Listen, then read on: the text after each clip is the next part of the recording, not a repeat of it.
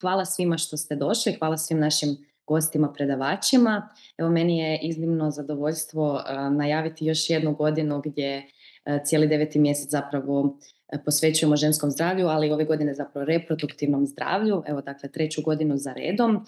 Danas govorimo o trudnoći, o zdravim navikama u trudnoći i ponovno iz različitih perspektiva, multidisciplinarno govorimo o nekim pitanjima, problemima i dajemo ovu priliku svima vama da pitate pitanja, da raspravimo neke teme, razbijemo možda neke mitove i zablude i nekako zajedno izađemo pametniji danas nakon ovog webinara.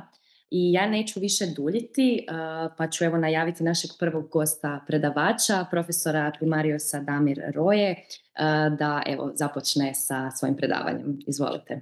Evo da se predstavim na početku, moje ime je Damir Roje, ja sam profesor na Medicinskom fakultetu i Fakultetu zdravstvenih znanosti i sveučilišta u Splitu, inače stručno gledano ginekolog, volim kazati perinatolog, iako je moja uža specijalnost crno-bijelo opstetricija, odnosno fetalna medicina. Trenutno radim u Poliklinici Hormona koja se zove Centrom za žensko zdravlje i tako je službeni naziv i to jasno pokazuje kakav je način razmišljanja nas u poliklinici vezano za teme ženskog zdravlja i ja nekako više u području perinatologije kojim se uže bavim. Zahvaljujem se organizatorima na ideji, na popularizaciji razgovora o trudnicama i trudnoćama u afirmativnom smislu. Zahvaljujem se na multidisciplinarnom pristupu jer to je ono kako bi trebalo gledati ovu struku. Trudnicu kao, ne mogu niti reći pacijenta, nego trudnicu kao korisnika ili nekoga kome je podređen i moj i rad moje struke i bez interdisciplinarnosti nema ni ovdje uspješnog rada. Kada mi neko da naslov fiziološke promjene zdrave životne navike ili životni stil u trudnoći, to isto kada me stavi ovako ispred zvjezdanog neba i kaže evo izaberi temu ili izaberi područje o kojem ćeš pričati. Ili da jedan plenarni pogled što zapravo gubi svaki smisao jer razgovarati o zvijezdama načelno nikako nema smisla.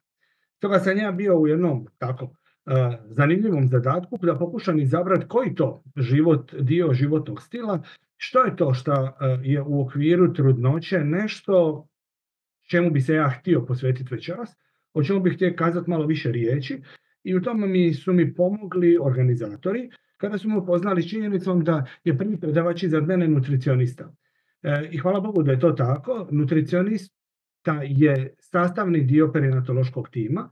Još uvijek kao još nije, ali za nas koji se malo tako holističkije promišljamo o struci kojom se bavimo, apsolutno je.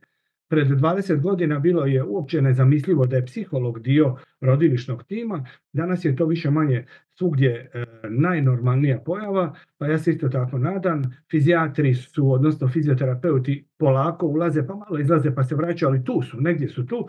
Nutricionistima moramo otvoriti vrate i nadamo se da će oni rado ući u područje trudnica i generalnog sustavnog zbrinjavanja zdravlja trudnica. U okviru tih prilagodbi životnog stila posebnostima trudnoće, ja bih krenuo uopće od definicija šta je to trudnoća. Naime, hrvatski jezik ima jedan prekrasan termin, a zove se drugo stanje. Sad je popularno, pa sam ja pitao ChatGPT šta je to drugo stanje u hrvatskom jeziku i on mi je rekao da je to eufemizam za trudnoću i odmah dodao da postoji sličan termin i u drugim jezicima, uglavnom u arhaičnim formama, da se rijetko koristi u dnevnom životu i dnevnom razgovoru, ali da u hrvatskom to znači jednostavno da je žena trudna i pretpostavlja da je njena trudnoća uredna, odnosno da je fiziološka. Zašto to apostrofiram? Zato što zaista fiziologija trudnice ili fiziologija trudnoće je fiziologija, to je zdravlje. Iako postoji značajan odmak od fiziologije žene koja nije trudna. To je privremena drugačija fiziologija, praćena mnogim promjenama, ali je fiziologija. I moramo se naučiti, ja sam se malo zapetljao na početku, kad govorimo o trudnicama, nikad ne govoriti o pacijentima, držati se termina kao što je trudnoća, trudnica, fetus, drugo stanje, fiziologija i nikako ne pobjeći u a priori problem koji bi se vezao za a priori patologiju. Slike pokazuju samo da promjene s lijeve strane srčanih aktivnosti, s desne strane respiracijskih aktivnosti se jako mijenjaju po mjesecima trudnoće i mogu samo paralelu povući i možete mi samo vjerovati ili ne, da i svi drugi aspekti fiziologije žene se značajno mijenjaju i to dinamično mijenjaju tijekom trudnoće. Ovo volim često govoriti, zato što mi je prosto neshvatljivo, iako razumijem, da je pitanje medicinske struke, porodništva, opstetricije, primaljstva, čega god, tek nakon Drugog svjetskog rata prepoznalo trudnicu kao nekoga koga vrijedi pitati kako si. Do tada se uglavnom govorilo o porođaju i to je bio sukus događanja, više čak o babinju nego o trudnoći. No kad se sjetimo kolika je bila pogubnost, pomor i pobol i djece i žena u porodu i žena nakon poroda u babinju pa i novorođenčadi, onda postaje na neki način i jasno zašto je trudnica tada bila zapostavljena. Nebrojeno je primjera što je to sve ulazi u promjenu životnog stila o drugom stanju, odnosno trudnoći. A između ostalog, recimo, ja sam ovdje nabrojao nekoliko stvari, a mogao bih nabrojiti još 10. Od svih njih, tih zvijezda na nebu, ja sam se odlučio za prehranu. I to baš zbog toga što je nutricionista onaj ko slijedi iza mog predavanja. I to baš zbog toga što je prehrana beskrajno važna. Čak i promjena prehrambenih navika u trudnoći je jako važna, a istovremeno i zapostavljena. Često ćete o trudnicama slušati kako odlaze na određene seminare, tečajeve, pripreme, kako se psihološki pripremaju, kako se fizički pripremaju, kako su prestali raditi, kako sad više šetaju ili manje šetaju, kako su promijenili ko zna šta, ali vrlo malo je onih koji uopće percipiraju da bi trebalo promijeniti prehranu. Ako se uopće u trudnoći i otvori tema prehrane, onda je to obično iznad 25. tjedna i to samo onih trudnica koje imaju gestacijski dijabetes, a za sve druge to ostaje nekako podrazumijevajuća tema, što nije i nikako ne bi smjelo biti tako. Ja danas neću pričati je li trudnica treba jesti za dvoje, jer se nadam da publika koja je uključena u ovaj webinar jasno zna da to nije istina tako. Ja isto tako neću pričati šta je to dobra dijeta, ja isto tako neću pričati šta je piramida zdrave prehrane, jer će to napraviti onaj ko će nastupiti iznad mene. Moja nekako želja da vam objasnim zašto, odnosno što je to što se promijeni u fiziologiji metabolizma, barem u najkraćim crtama, što opravdava i jasno daje do znanja zašto bi, bit ću teatralan, imperativno trebalo promijeniti prehrambene navike velike većine trudnica, jer ono što bi bilo zaista optimalno ili primjereno u trudnoći, rijetko ko od nas, počevši od mene pa dalje, primjenjuje u svakodnevnom životu. Metabolički gledano, svaka trudnica tijekom trudnoće privremeno, dok je trudna, postaje blagi dijabetičar. I to ne onaj dijabetičar kojem nedostaje inzulina, odnosno inzulin ovisni dijabetičar, već suprotno tome spada u kategoriju onih dijabetičara kasne životne dobi gdje je potpuno drugi mehanizam nastanka problema i povišenih vrijednosti glukoze u krvi. Naravno, što trudnoća više napreduje, stupanj te dijabetogenosti raste. Nevezano za trudnoću, u svima nama, više hormona regulira razinu glukoze u krvi. Među njima ja ću istaknuti inzulin jer on zaista je najvažniji i izabrat ću ga kao jednog, što ne znači da je jedini, zato što mi je lakše onda slikovito prikazati onu priču koju želim ispričati. No kada neko ostane u drugom stanju, kada se dogodi trudnoća, kada se osim djeteta počne razvijati posteljica, kao jedna spona ili link između djeteta i majke u morfološkom, anatomskom, fiziološkom, kojem god hoćete smislu, onda ta posteljica luči svoje hormone, neke otpušta u krvotok žene, neke otpušta u krvotok djeteta, neke i jedan i drugi. I jedan od tih hormona se zove humani placentni laktogen ili skraćeno HPL. On jako sudjeluje u regulaciji metabolizma ugljikohidrata trudnice. Uopće možemo postaviti pitanje zbog čega se mijenja metabolizam u trudnoći. Zašto je to uopće važno?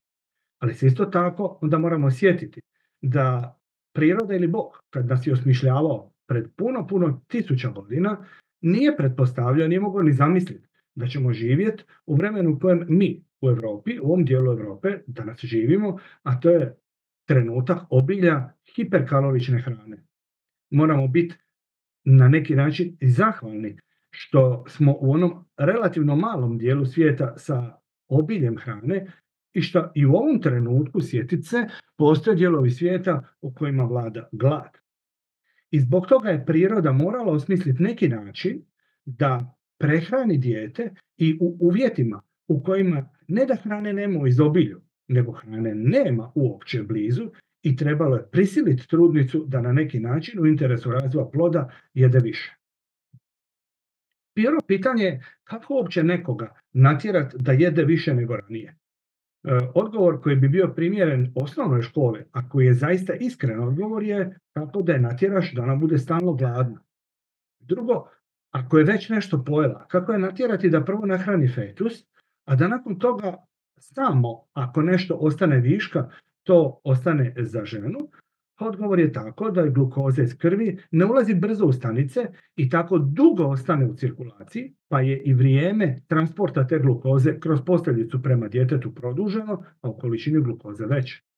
I konačno u nekim ekstremnim situacijama, a to je kada je toliko malo hrane da gotovo dijete pojede sve što je žena pojela i ostaje ženi jako malo, prehrani tu istu trudnicu, njena tkiva, organe i stanice iz, ja ću to tako nazvati, neglukoznih ili neugljikohidratnih izvora energije, a to znači da razgrađuje svoje rezerve.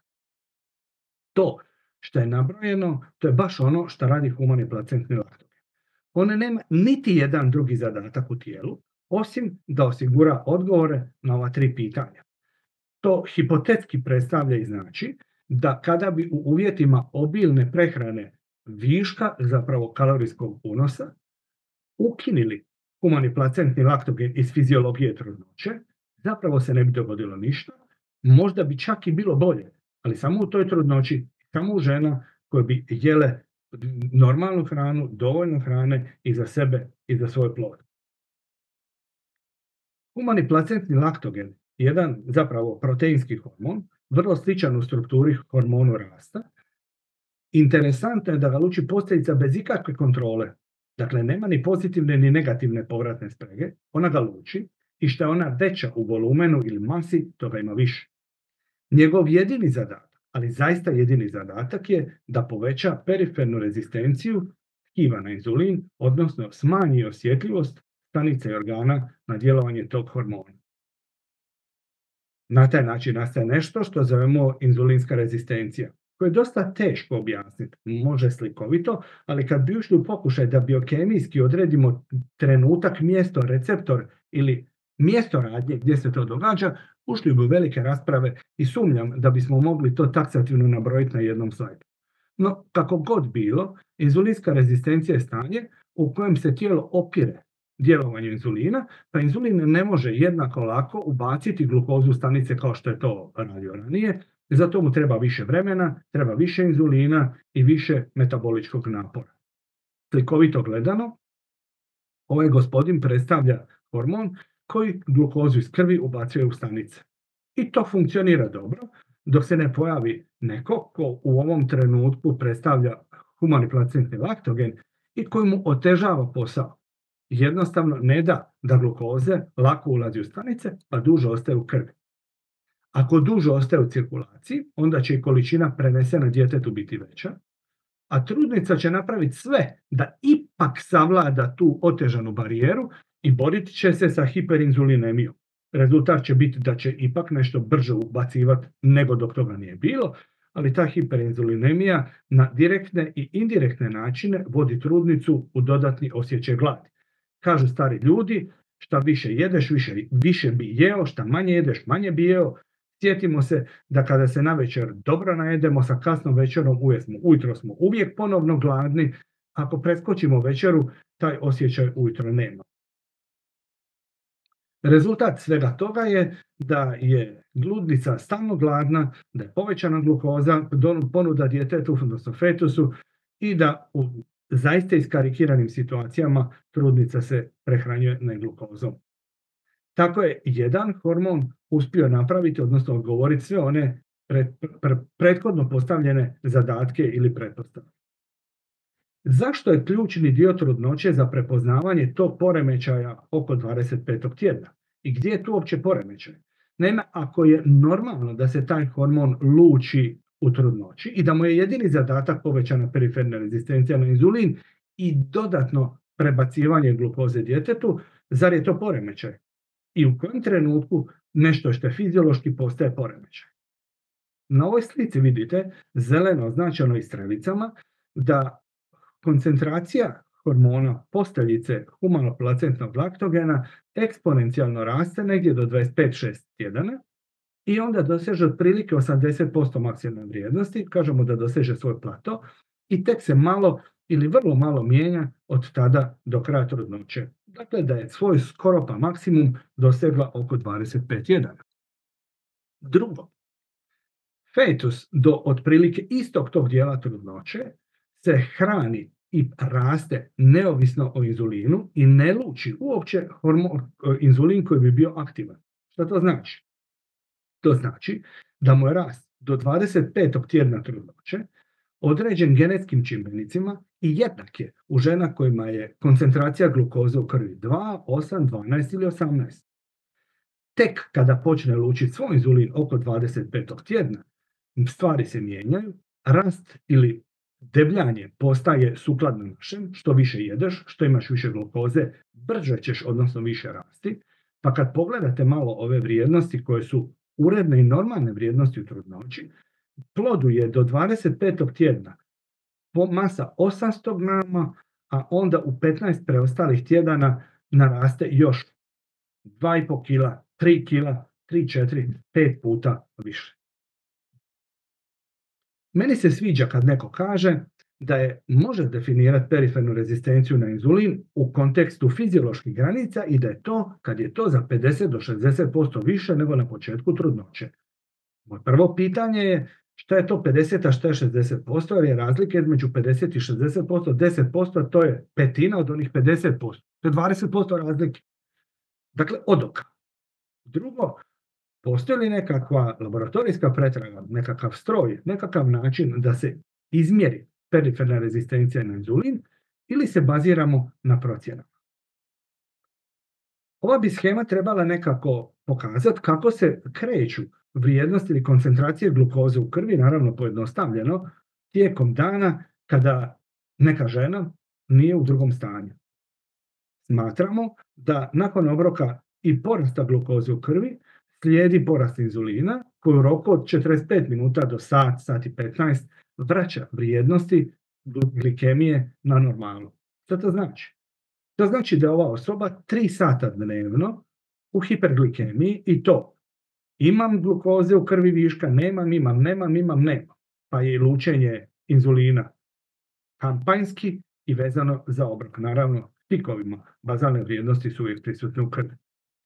U fiziologiji trudnoće pod djelovanjem prethodno opisanog gospodina humanoplacentnog laktogena i porastom periferne rezistencije na inzulin, taj sat ili sat i 15 se produži na otprilike 2,5 sata fiziološki. To znači da više nije 3 puta sat, nego 3 puta 2,5 sata, što je puno više sati. Ali s druge strane, ako ta trudnica odluči nešto gricnuti ujutro, pa nešto popodne, pa nešto pred spavanje, ostaju kratke zone vremenske unutar kojih je uopće koncentracija glukoze u nekakvim optimalno zamišljenim granicama. Pa je i prebacivanje glukoze djetetu produženo iza svakog obroka i međuobroka malo više ili malo manje, ali to znači ne samo da fetus svoj inzulin luči 3 puta dnevno uz obrok, nego ga je bazalno lučenje povišeno, a ove vrijednosti koje su jako visoke povećavaju i lučenje ili produžavaju lučenje inzulina u vrijeme postprandijalno. Problem je s jedne strane naravno ubrzan rast djeteta, ali s druge strane činjenica da u takvom takozvanom postupku fetalnog programiranja, ja to zovem fine tuningom metabolizma, taj mali organizam počinje razmišljati, znači ja stalno dobivam glukozu, koji put malo više, koji put malo manje, ali stalno. Pa vam se ta djeca rode sa velikom težinom i paradoksalno neposredno nakon poroda padaju u hipoglikemije jer su se naučili stalno lučiti inzulin, a treba će im kad se rode samo. nakon obroka, odnosno nakon dojenja. Pa nije ni čudno što su stare bake govorile da u prvom mjesecu života djetetu treba davati kad god je gladno jesti, jer je to period u kojem se taj postnatalni metabolizam prilagođava uvjetima povremenog hranjenja, što je pogotovo važno u žene koje su prethodno prošle kroz poremećaj regulacije šećera u trudnoći. Zbog lučenja kortikosteroida kroz noć, blag je i porast vrijednosti glukoze, on je u trudnoći iz više razloga izraženiji, pa dijete, osim što dobiva po danu vezano uz obroke, dobiva glukozu, istina u manjim razlikama koncentracije pa su i manje količine, ali i tijekom dobrog dijela noći. Rezultat je da se rađaju djeca koja su pretila, debela, čija je jetra prepuna glikogena, čije je srce prepuno glikogena i ta su srca redovito velika, sa ogromnim zalihama masnog tkiva i potpuno poremećenim metabolizmom, sa potpuno promijenjenom funkcijom fetalnog programiranja i sa mnogim zdravstvenim rizicima kasnije kroz život. Za ovo dijete niko nije znao da je veliko, došla je žena u rađaonicu, rodila dijete od 6 kg i 100, niko nije ni testirao za dijabetes, ali kad pogledate ove ručice i aspekt ovog djeteta, to je da se neko ko iole je pametan smrzne nad tužnim izrazom lica, nad ovim pretilim djetetom i nad ovom rukom sa ovim kolačima. Nažalost, kod nas još uvijek vrijedi da je ovo dijete krasno, zdravo, puca od zdravlja na ponos mame, tate, a još više baka i djedova. Nažalost, to nije tako. Ova je žena rodila dijete od 6 kg i 100, nakon što je prethodno rađala djecu od 5 kg, 4 i 300, 4 i 600. Navodno je u trudnoći bio uredan OGTT, ali činjenica je da je žena ušla u trudnoću sa velikim indeksom tjelesne mase, u trenutku porođaja imala 170 kg. Nije tiskarska greška. Zadnjih 15 godina kroz endokrinološke internističke časopise se jasno provlači jedna, recimo, nova složenica više nego dijagnoza, kao diabesitas u kombinaciji dijabetesa tipa 2 i pretilosti. Mi danas znamo da pretile žene, pogotovo ako je body mass index preko 35, bez obzira na OGTT test i bez obzira na sve testove koji se u smislu metabolizmu glikohidrata provode kroz trudnoću, budu uredni, zapravo razvija iste rizike i iste obrazce patološkog fetalnog rasta. Pa ja mislim da je vrijeme da i u porodništvo uđe pojam, recimo to tako, trudničkog dijabesitasa, koji nije rijedak, dapače i nažalost sve je češće. Pogledajte kožne nabore na leđima ovog djeteta. U krajnjoj liniji, ako ovo slika nije film, vidite da baš tonus nije prevelik. To je dijete preznojeno od početka, pretilo i bez obzira što bi rekli stari puca od zdravlja, meni je žao jer ovo dijete je jako u zdravstvenom problemu već od rođenja. Vraćam se još jedan put na ovaj dijapozitiv i činjenicu da je neko rekao da ćemo mi problem u trudnoći vidjeti tek ako je periferna rezistencija na inzulin porasla za više od 60%. Pa ćemo onda s tim ženama obaviti razgovor o zdravoj prehrani u trudnoći. One koje imaju uredan OGTT test, njima o tome nećemo pričati, a naravno da nismo prethodno o tome razgovarali kroz prvih pola trudnoće, jer ovo ostalo nema vremena za to. Pa je pitanje kako razlikovati koja je to granica gdje nešto što je fiziološki očekivano i znamo da se mora dogoditi kao povećanje, prelazi u patologiju i jesu li te granice u krajnjoj liniji za sve žene iste, obzirom na rasu, obzirom na genetiku, obzirom na body mass index prije trudnoće, na životnu dob. Za sada jesu. Svakoj se trudnici oko 24-5 tjedana savjetuje da napravi famozni OGTT test, isti onaj koji se radi i bilo kojem čovjeku, ženi, kada želimo testirati ima li preddijabetes, odnosno dijabetes tipa 2. Savjetuje se da navečer lagano večera, da to ne bude iza 20 sati, da to ne bude prekaloričan ili prebogat obrok i da dođe ujutro na tašte, nakon što se izvadi glukoza iz krvi, venske krvi s naglaskom na vensku krvi, jer vrijednost u kapilarnoj krvi je uglavnom 1 mmol više nego u venskoj krvi, daje se da popije čašu sa 75 grama glukoze i još jednom izmjeri glukoza nakon sat i nakon 2 sata. Vrijednosti koje smatramo graničnima i više od toga, barem jedna jednako dijagnoza gestacijskog dijabetesa ili poremećaja ili pretjerane fiziološke adaptacije na trudnoću, su navedene na slici. Ja mislim da su malo pretjerane ili preoštre, jer u hrvatskoj populaciji temeljem ovakvih standarda između 15 i 20% trudnica ima gestacijski dijabetes. Osobno mislim da kad 20% populacije nešto ima, teško to možemo zvati bolešću, ali s druge strane bi volio da ih još više dobije ovakvu dijagnozu, ne u interesu da budu bolesnije, nego da ne bi li to bio motiv da prilagode svoju prehranu u ostatku trudnoće u interesu prije svega zdravlja djeteta, ali i vlastitog zdravlja. Da to baš nije dogovoreno u svijetu i da to ne mora baš biti tako, potrudio se moj prijatelj Oleg Petrović iz Rijeke, koji je prije 7 godina, koliko je bilo, našao u literaturi tada aktualnih 19 različitih standarda. I kad malo pogledate ove vrijednosti, pogotovo ove vrijednosti na tašte nakon sati 2, onda shvatite da se mi u svijetu danas prepucavamo ili cut point vrijednost 5.1, 5.2 ili 5.3. Ako vas podsjetim da dobar laboratorij sa izvanrednim testom priznaje da je plus minus 0,5 njemu prihvatljiva greška, onda neko ko ima glukozu 5 u krvi može dobiti vrijednost 4,5 i 5,5 kao prihvatljivu grešku laboratorija. I ako se samo toga sjetimo, onda je stvarno smiješno raspravljati je li cut point 10,5 ili 10,6 nakon sat vremena, ili 8,5 ili 8,6 nakon 2 sata, ili 5,1 ili 5,3 na tašte. A mi oko ovoga kao struka još već 30 godina, ako ne i duže, se prepucavamo i po meni osobno kucamo na potpuno pogrešna vrata. Jer tako male vrijednosti razlike su smiješne i jednostavno okupiraju našu pažnju na potpuno krivi način. Što s trudnicom ako ima uredan OGTT test? Ništa. Kažemo je fantastično. Pođi kući. Jedi dalje kako što si jela. Ako si jela puno, jedi puno. Ako si jela malo, jedi malo. Nema problema. OGTT test je uredan.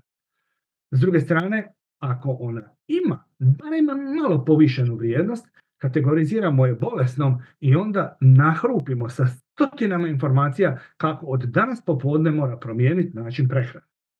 I inzistiramo na tome. I toliko inzistiramo da je zapravo ponekad i prestrašimo. Prilagođena prehrana je nešto što je dostatno za regulaciju takvih poremećaja u barem 95 ili 97% trudnoća. Inzulin se primjenjuje malo, ja sam napisao manje od 5%, realno i manje od 2%. Metformin koji je zapravo logičan bi bio izbor, jer metformin je ono što mu je zadatak je da smanjuje perifernu rezistenciju na inzulin, nije registriran u Europi za trudnoće, u Sjedinjenim državama je. Ono što znamo da prolazi posteljicu, da ulazi u cirkulaciju fetusa. I ako se sjetimo da ima jedan od osnovnih poluga djelovanja mijenjanje metabolizma, respiracijskog metabolizma mitohondrija, onda je to već malo dobro zadiranje u metabolizam ploda, a mi želimo zadirati u metabolizam žene. I ono što se često pitam, a još nisam našao formulaciju pa da to napišem javno i tekstualno potpišem, samo je vrijeme kad ću složiti priču u tom smislu je, ko može tvrditi da u takvim uvjetima neće doći do fetalnog programiranja DNK u mitohondrijima djeteta, da mi nećemo epigenetskim mehanizmima koje smo sami isprovocirali promijeniti respiratorni metabolizam mitohondrija i možda zezniti to dijete za proizvodnju energije za cijeli život. Hipoteza je neprovjerena, ne znam kako bi je dokazao, ali paralelno gledano sa drugim sa drugim mehanizmima fetalnog programiranja nije isključena mogućnost. U Europi se metformin koristi isključivo u žena koje od prije trudnoće koriste metformin ili u oni koji razviju gestacijski dijabetes, ali su jako pretile sa body mass indeksom preko 35 u trenutku stupanja u trudnoću. Šta mi trudnici kažemo? Gospođo, znate, imate patološki OGTT, morate ići na dijetu. Ta vam se dijeta sastoji, zove ADA dijeta, ADA žensko ime i lijepo, ali zapravo to vam je akronim od Američkog dijabetičkog društva. Znate vi, mlada ženo koja ima 25 godina, sretna jer je trudna i sve je idilično u nje vašem životu, vi od sada ste dijabetičar. I od sad morate ići na dijetu. Izvolite pročitati malo o tome. Imate 6 skupina namirnica, jedna porcija ovoga, jedna zdjelica onoga, 2 onoga, ne ovo s onim. Napunimo glavu informacijama tako da je rezultat toga da ona i onako emocionalno labilna, u interesu svom da pokuša napraviti najbolje za tu trudnoću, za svoje dijete i zaista motivirana, zato se često pogubi i nerijetko odustaje nakon 3 dana i s figom u džepu vas uvjerava kako ona kući jede baš onako kako ste joj rekli, a burek joj je omiljena marenda. Takve dijete nisu preporučene u svim zemljama svijeta. Recimo skandinavske zemlje godinama već kažu da bi trudnička prehrana trebala sadržavati dosta masnih kiselina, da su najbolji izvori takvih masti i takvih potrebnih proteina u ribi, i to pogotovo u haringama i lososu, i oni nekako onda dijetu drže sa strane, ne govore puno o tome, ali svojim trudnicama potpuno drugačije nego, nazovi to tako, zapadno europske standarde preporučavaju godinama. Nešto što apsolutno podržavam i nešto što mi se jako sviđa u konceptu, a ja o tome i ja moram naučiti puno, je u literaturi zabilježeno zadnjih nekoliko godina, gdje se govori o paradigmi mediteranske prehrane u trudnoći kao dobrom načinu prehrane i u prevenciji dijabetesa trudnoći, i u terapiji dijabetesa u trudnoći, i u regulaciji prirasta mase u trudnoći. I tam je priča puno mekša, puno prihvatljivija, mislim da može dobiti puno bolji compliance kod trudnica nego što je to ideja ADA dijete. Tako da u zadnje 2 godine ćete naći da je mediteranska zapravo osnova prehrane prevencija na neki način gestacijskog dijabetesa. Temeljem takvih radova, evo, prije godinu dana i u javnim glasilima, pa čak i na društvenim mrežama možete naći, hvala Bogu, afirmativne i pametne komentare i tekstove. Malo se govori i ne samo o prevenciji ili zdravoj ishrani, nego i terapijskim mogućnostima mediteranske dijete s kojima, evo, kroz različite istraživanja se vidi da se postižu ciljane vrijednosti glikemije čak i u žena sa gestacijskim dijabetesom. Pokazalo se da je u tih žena i uz takvu prehranu manje rizik i vjerojatnost razvoja i drugih komplikacija trudnoće. Prije godinu dana tiskan je ovaj rad na hrvatskom jeziku, možete ga naći svugdje na internetu, možete mi se javiti da ću ga rado poslati u PDF-u. Jedna odlična kombinacija Dario Rahelić, Ratko Matijević. Zašto? Zato što je prvi profesor i voditelj referentnog centra za dijabetes u Hrvatskoj u bolnici Vuk Vrhovec u Zagrebu, a drugi je predstavnik klinike za ginekologiju i porodništvo Sveti Duh u Zagrebu, i to je jedina klinika koja je na čelu porodničar. U svim drugim klinikama na čelu su operativni ginekolozi. I oni su napisali jedan, za mene, pametno sročen članak u kojem se jasno i argumentirano proklamira i afirmativno odnosi prema mediteranskom konceptu prehrane kao nečem što bi zapravo trebalo biti optimalan način prehrane u trudnoći, a pogotovo kod gestacijskog dijabetesa. No literatura još uvijek nije se sama sa sobom dogovorila što je to mediteranska prehrana. Inzistiranje na tome da se jede puno maslinovog ulja ili pije je potpuno pogrešan koncept. Pokušaj da se napravi piramida mediteranske prehrane, šta je to onda čega treba jesti malo ili više, je dobar pokušaj, ali ostaje konzumentima još uvijek nepotpuno jasan. No i pitanje je za svih nas, što je to mediteranska prehrana? Je li to prehrana ljudi kako se mi na Mediteranu hranimo danas, ili je to nešto drugo? Moj dida ili djed bio splitski težak, odnosno zemljoradnik. Tamo ispod groblja u Sirobuji su bili njegovi vinogradi i ja sam djetinjstvo proveo kopajući zajedno s njim tamo. Moj se djed dizao ujutro u osvit zore, pa je onda odlazio u polje i onda bi nakon 3-4 sata oko 9 imao malu marendu, pa bi nakon dodatna 3-4 sata imao ručak rani u podne i po ili u 12:30 kako se to ovdje kaže, pa je onda još radio najčešće do sumraka, dolazio premoren kući, nešto malo oko 6-7 navečer pojeo i onesvijestio se od umora i probudio ponovno sutra u svitanje zore. Takva marenda i takav rani ručak su koncept mediteranske prehrane kakva je nekad bila. Ako mi danas nakon doručka kući u 8 marendamo u 9, a rano ručamo u podne i po, pa zato kasno ručamo u 4, onda zapravo to nije mediteranska prehrana jer ljudi na Mediteranu se danas ne hrane mediteranskom prehranom, barem ne većina. Više manje svi u Splitu i u Dalmaciji imaju kući ovu knjigu u nekom izdanju. Ovo prvo izdanje iz 1939. gdje je famozna Dika Marijanović Radica napisala Dalmatinsku kuharicu. Ona je prepuna. Ja se nadam da ste više manje svi iz ovog područja, pa ću tako kazati leše ribe, lešog mesa, šaša od pomidora, plave ribe, pogotovo skuše ili srdele, salate i povrća.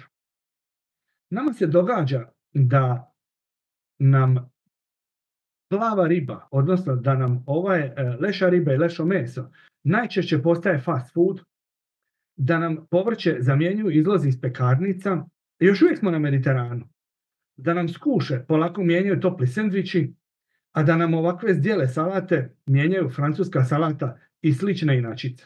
Pa naravno da to više nije mediteranska prehrana, kakva je ne znam, ali ovakva sigurno mediteranska prehrana nije i ne može biti. Sad, je li fast food every day i je li to problem kojeg moramo rješavati? Kako adekvatno se hraniti? Ja ću ostaviti otvoreno i zamoliti nutricionista da nas o tome nauči. Ja sam samo htio vam kazati da promjena načina prehrane u trudnoći nije zato što je to nekome palo na pamet, nego zato što to ima stvarnu, dokazanu i dobro proučenu metaboličku promijenjenu šemu funkcioniranja trudnice i da je mi moramo pomoći da ne upadne u zamku humanog placenta laktogena, već da na relativno jednostavan način zdravom prehranom izbjegne tu zamku u interesu vlastitog djeteta. I ako kamo sreće je na to uvjerimo i motiviramo, pa onda ona prisili i svog muža da tako jede. Pa nakon trudnoće se nastave oboje hraniti tako. Pa nakon toga se to počne širiti, onda postoji mogućnost da iskoristimo motivaciju trudnice da napravi dobro svom djetetu kao sjeme odakle ćemo možda moći širiti jednu puno širu kampanju o zdravom načinu prehrane svi u nas. Hvala vam lijepo. Hvala puno profesore, ovo je bilo odlično predavanje i baš moram priznati, jako mi se sviđa ovaj zaključak, nekako idealan za prelazak na sljedeće predavanje o prehrani. Mislim da je jako važno shvatiti koliko zapravo majke svojim stilom života utječu na dijete, ali ovo što ste rekli zapravo na kraju koliko je to važno za budućnost i dugotrajne promjene u životnom stilu, to je zapravo neki cilj.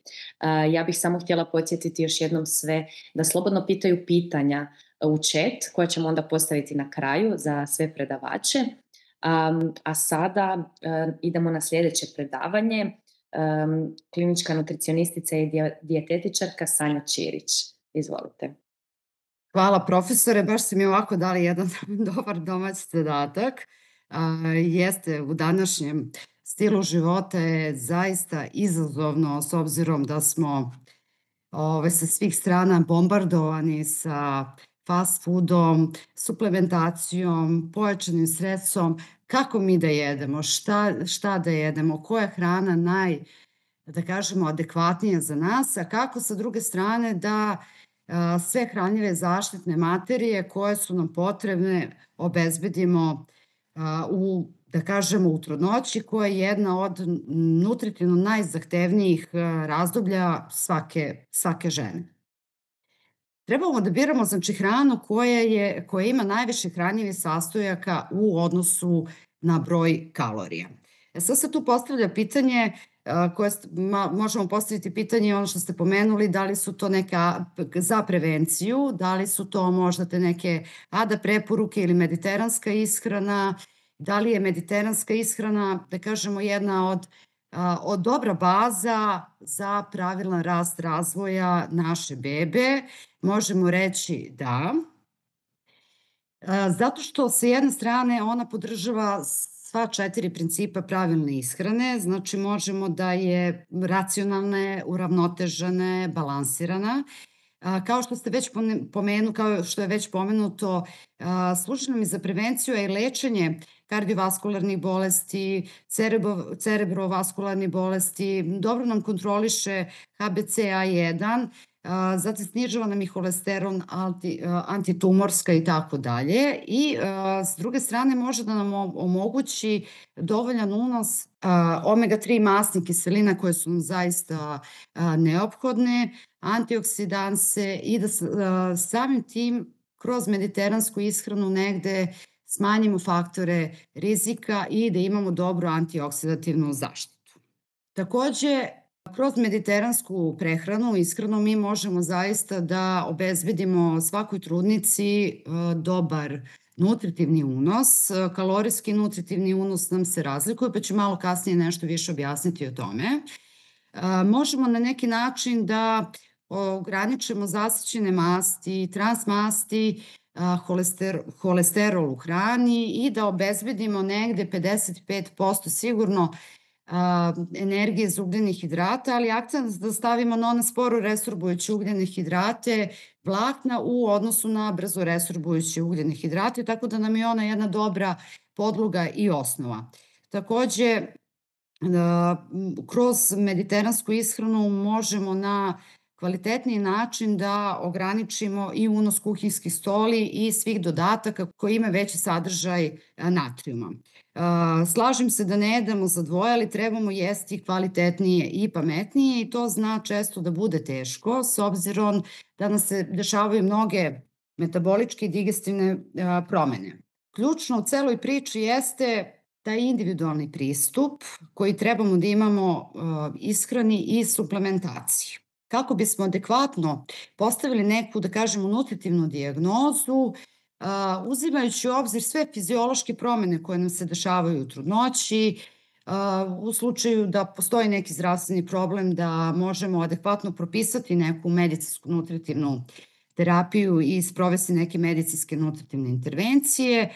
Moramo uzeti u obzir i interakcije sa lekovima ako neka trudnica pije, genetske predispozicije, sam uzrast i kako spavamo, koliko smo fizički aktivni, kako u stvari imamo i odnosi prema hrani, kako vodimo način života i kakve su nam inače i navike, lokalni običaji, kako bismo adekvatno odredili potreban energetski i nutritivni unos po svakom trimestru.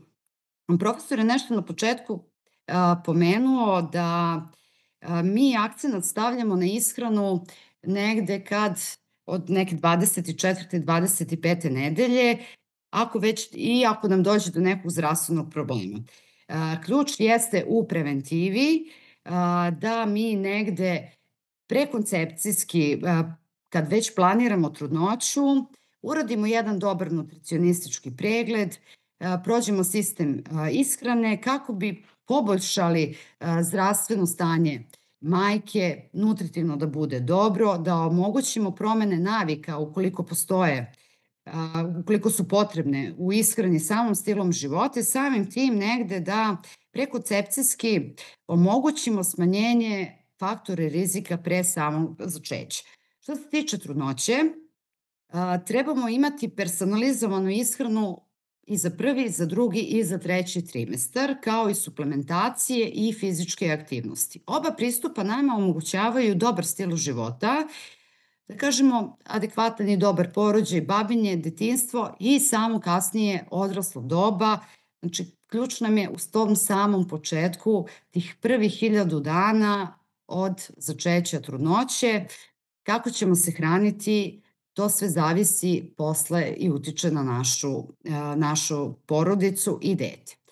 To jeste fiziološko stanje, mnoge su promene i digestivne i jednostavno fiziološke su, dolazi nam do povećanja bazalnog metabolizma, menja nam se ta sama ravnoteža u organizmu, izmenjeni su nam neki mehanizmi kontrole homeostaze svih nutrijenata i dolazi nam čak i do promene apetita. Čak nam se može desiti da neku hranu koju smo voljeli do sada jednostavno više ne konzumiramo, a neku hranu koju nismo do sada konzumirale da konzumiramo. To su sve normalne i redovne pojave koje se dešavaju, a kako mi da isplaniramo i da održimo dobar nutritivni status, i u prvom i u drugom i trećem trimestru trudnoće. I zašto nam je on bitan? Jeste iz tog razloga zato što dobar nutritivni status negde ima protektivan efekat i na pojavu anemije, na umoru, smanjen kardiometabolički rizik i nastanak gestacijskog dijabeta. Bolje se kasnije uspostavlja i laktacija. Kod dojenja nemamo izmenjene inflamatorne markere, nemamo izmenjen mikrobiotski sastav koji može sve da nam se dešava u slučaju da nemamo adekvatan nutritivni status. A šta to podrazumeva i kako se to radi jeste da kažemo da uradimo procenu indeksa telesne mase pregestacijski, da to podrazumeva da vidimo koliki nam je body mass indeks, naša telesna masa kroz telesna visina na kvadrat. I normalna uhranjenost nam se kreće, da kažemo, od 18,5 do 24,9 i tu imamo preporučeno povećanje telesne težine od 11,5 do 16 kg. Zašto nam je to bitno? Zato što nam se dešavaju u prvom delu trudnoće, nam preovlađavaju ti neki anabolički procesi gde mi pravimo neke rezerve tog materijalnog masnog tkiva i tada nam se energetske potrebe, na primer, ne povećavaju, dok u drugom delu nam preovladavaju ti katabolički procesi gde mi trošimo te, da kažemo, materijalne rezerve za intenzivan rast i razvoj naše bebe i bazalni metabolizam se povećava za nekih 15%. I tada su nam ta energetske potrebe nam se povećavaju za nekih otprilike 300 kilokalorija u drugom i trećem trimestru. Zato što nam od 28. do 38. nedelje trudnoće beba raste od 200 do 300 grama.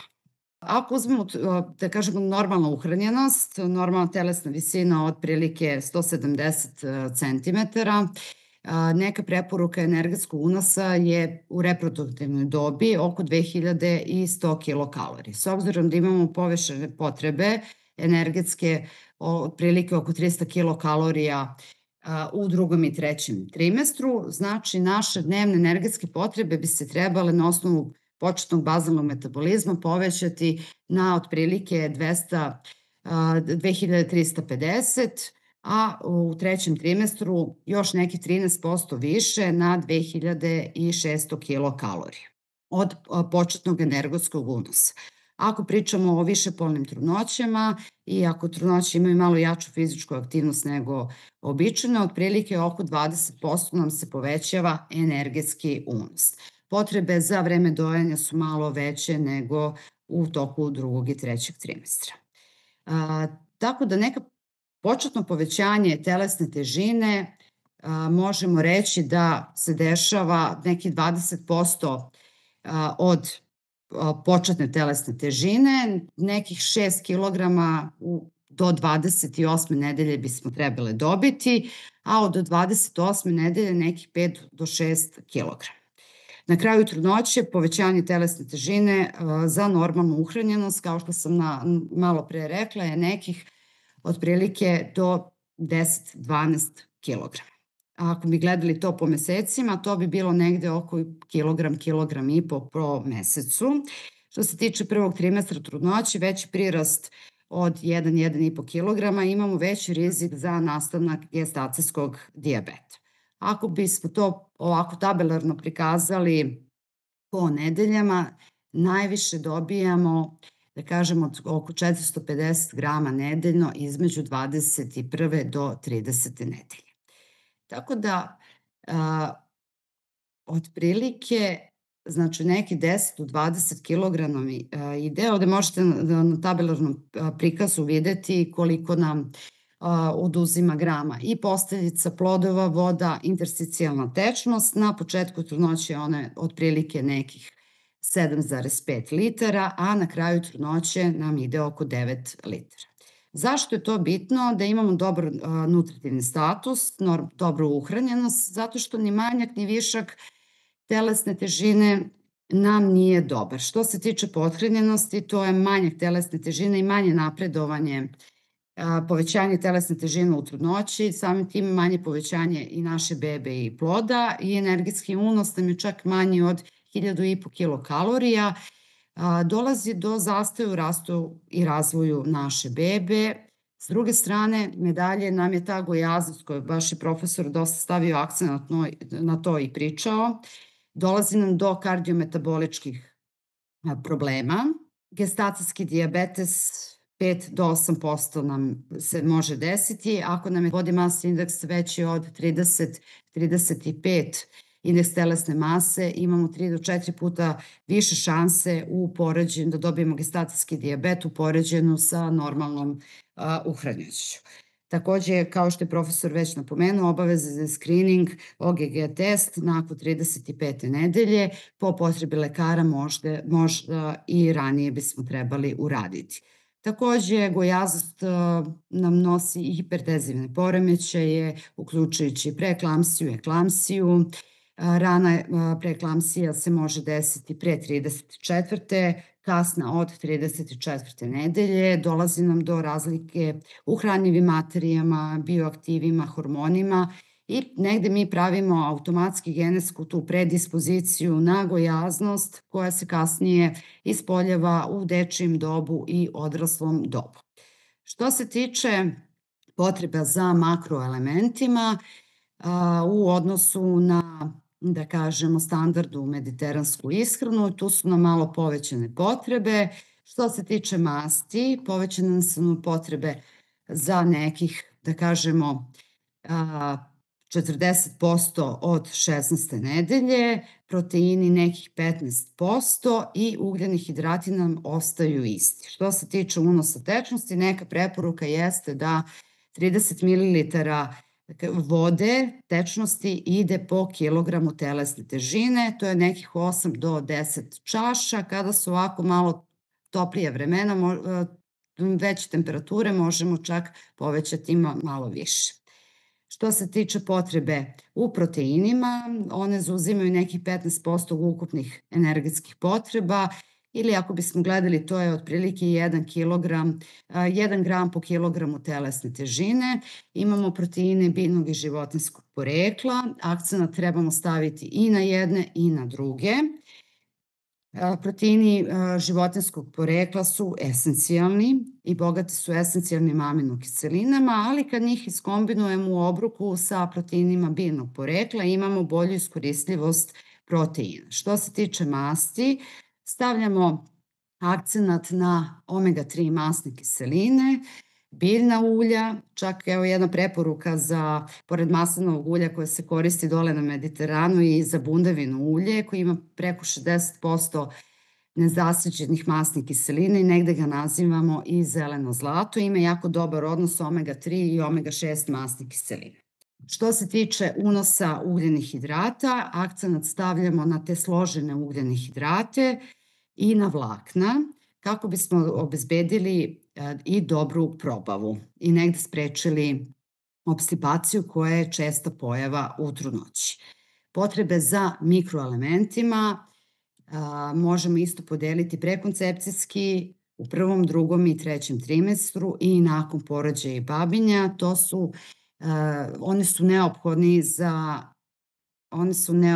odvijanje svih procesa u našem organizmu. Oni su metabolički aktivni, tako da je nama potreban konstantan unos njihov u toku dana i njihove potrebe nam se povećavaju čak 50 do 100%. Prekoncepcijski i u 1. trimestru najznačajniji nam je folna kiselina koja nam se provlači, da kažemo, i kroz 2. i 3. trimestar, pa čak i nakon porođaja u toku babinja. Gvožđe, magnezijum, selen, cink i naravno neizostavne te omega-3 masne kiseline.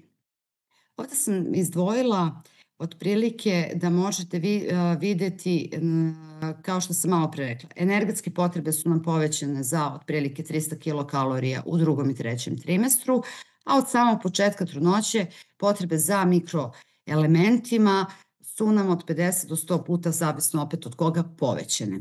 Pa evo, na primer, vitamin B1 potrebe nam se povećavaju u trudnoći čak i za 20% i mi vitamin B1 dobijamo iz mleka, mlečnih proizvoda, ribe, integralnih žitarica i proizvoda. Takođe, B6 i folna kiselina, nju sam malo ovako izdvojila sa strane. Izdvojila sam je sa strane zato što mi nju ne možemo da unesemo u dovoljnoj količini u toku trudnoće, pa nam je tu potrebna i suplementacija. Naravno, suplementacija to određuje lekar na osnovu svih analiza koje se konstantno rade, kako ne bi došlo do deficita u mineralnim materijama. Zašto nam je bitna folna kiselina? Jeste da smanjimo taj rizik od nastanka kongenitih srčanih grešaka kod bebe. Prekoncepcijski, ako nije planirana trudnoća, potrebe su nam mnogo više nego u toku trudnoće i jako je značajno napomenuti da se optimalna koncentracija folata u eritrocitima može zadovoljiti tek nakon nekih 4 nedelje uzimanja. Kod neplanirane trudnoće su malo veće koncentracije folne kiseline koje se daju i između trudnoće ili već kod trudnica koje su ranije imale trudnoću pogođenu defektima neuralne cevi. Potrebe za gvožđem su nam 100% u odnosu prekoncepcijski, takođe meso, mesni proizvodi, riba, jaja. Mi isto gvožđe možemo dobiti iz namirnica životinjskog i biljnog porekla, s tim što namirnice životinjskog porekla se drugačije apsorbuju u odnosu na biljnog porekla. Gvožđe nam je značajno, dobre koncentracije gvožđa da bismo negde uradili prevenciju anemije i potrebe za gvožđem u trudnoći nam se negde povećavaju za 2 do 3%. Što se tiče hranom, gvožđe se apsorbuje samo neki 10 do 15% i tu je takođe neophodna suplementacija.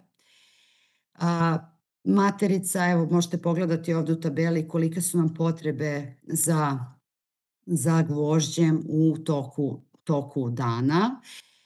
Tako da akcent što se tiče ishrane stavljamo na namirnice životinjskog porekla, meso, riba, jaje, bolja apsorpcija gvožđa. Ako koristimo namirnice biljnog porekla, njih trebamo kombinovati sa namirnicama bogate vitaminom C kako bi bila bolja iskoristljivost i apsorpcija tog gvožđa. Kalcijum takođe je neophodan kao gradivni element u trudnoći, ne za plod, više za majku. Beba će dovoljnu količinu kalcijuma za sebe izvući iz nas, tako da mi hranom u principu ne možemo na dnevnom nivou u potpunosti zadovoljiti povišene potrebe za kalcijumom. Tako da je tu takođe potrebna suplementacija.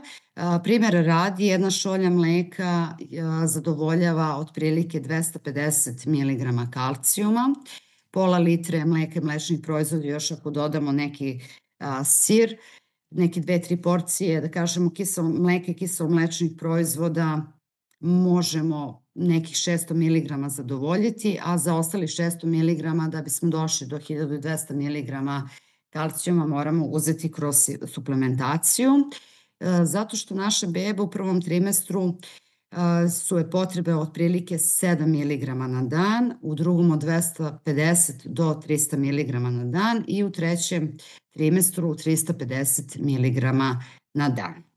Potrebe za kalcijumom su na kraju trudnoće od 25 do 30 grama kalcijuma. Resorpcija kalcijuma iz majčinih creva je dvostruka od 24. nedelje. Tako da, pored 2-3 porcije mleka i kiselo-mlečnih proizvoda, trebali bismo imati i suplementaciju. S obzirom da smo sad ovako malo prešli i da možda ovo sve deluje konfuzno, opet se vraćamo na ono pitanje da li bismo sve ove nutritivne potrebe adekvatno zadovoljili, da li zaista trebamo da jedemo za dvoje kako bismo iz namirnica s obzirom da je u poslednje vreme i malo izmenjen njihov sastav, da li mi stvarno možemo iz namirnica zadovoljiti sve ove povećane potrebe, da se uklopimo u potrebnu energetsku vrednost i to povećanje koje imamo u toku dana. I onda odgovor na ovo pitanje da jedemo za dvoje mit. Neka preporuka jeste da imamo dobru kontrolu porcija, imamo 7 grupa namirnica i od svake grupe namirnice na dnevnom nivou po našoj proračunatoj energetskoj vrednosti i nutritivnom odnosu i mikro i makroelemenata napravimo neki plan ishrane koji će nam biti lako izvodljiv, uklopljiv i koji ćemo imati od prvog dana trudnoće i nastavit ćemo tako da se hranimo i nakon trudnoće, znači kad se porodimo i da kažem do kraja života i zato je ta osnova mediteranske ishrane najbolja za modifikaciju kako bismo iskoristili sve hranjive zaštitne materije i da nam ne bude opterećujuće. Što se tiče žitarica i proizvoda, akcent stavljamo znači, na dnevni unos i na nedeljni unos svih mikro i makroelemenata.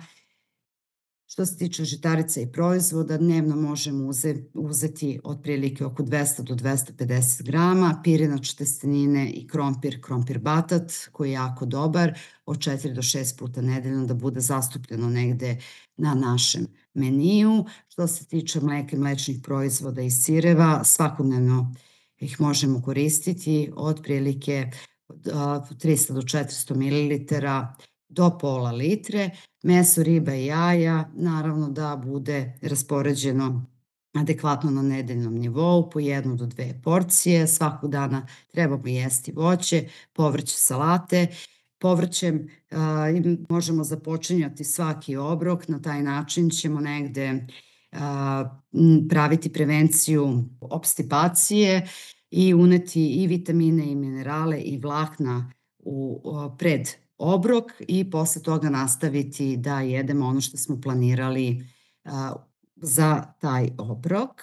Što se tiče tečnosti, već sam napomenula otprilike 30 ml po kilogramu telesne težine, to je otprilike nekih 2 do 3 litre u toku dana. Tu naravno računamo pored vode i supice i čorbice koje su adekvatne za hidrataciju. Takođe, mnoge namirnice su prirodni elektroliti koje možemo uzimati u toku dana kako bismo zadovoljili sve potrebe za elektrolitima, jer kao što sam već rekla, one su metabolički aktivni i njihova nadoknada je neophodna u toku dana. Takođe, sledeće pitanje je da li je mit ili ishrana da za doručak možemo baš pojesti sve što poželimo, je mit. Obično, ujutro kada ustanemo, najviše volimo prvo da popijemo kafu, pa onda možda čak i nešto slatko, pa onda da vidimo šta ćemo dalje. Zašto je to mit i zašto onako najviše volimo da pojedemo nešto slatko, pa čak makar bile to one, da kažemo, zdrave varijante, ovsene pahuljice sa dodatim nekim bobičastim voćem, zato što, kao što je malo pre profesor pričao, da imamo tu malo, da kažemo, insulinsku osetljivost, mi ujutru trebamo da zaštitimo pankreas od prekomernog lučenja insulina kako bismo negde sprečili nastanak insulinske rezistencije i preddijabetes. Samo to veliko lučenje insulina u jutarnjim satima vuče veliko lučenje kortizola i samim tim povećanje šećera u krvi. Pa dobro, onda kako mi to trebamo da se hranimo, šta je najbolje da uzmemo za doručak i kako to iskombinovati, jeste da prvo po ustajanju, bar u prvih sat, eventualno do 2, da nam bude taj doručak. Da ne pravimo jako velike razlike, ustanemo oko 7-8 pa doručkujemo oko 11-12. Znači prvih sat, 2 po ustajanju da nam bude doručak i da kombinujemo, da nam bude slan obrok, znači da kombinujemo namirnice proteinske i ugljenohidratne, ali misli se na ove sporo resorbujuće ugljene hidrate. Da li će to biti neki integralni hleb, neka žitarica ili musli ako neko voli, ali bez dodatog bobičastog voća, meda, to možemo prebaciti eventualno za neku užinu ako baš želimo. Što se tiče ručka, neka preporuka zbog lakšeg varenja jeste da se ne kombinuju proteinske i ugljenohidratne namirnice.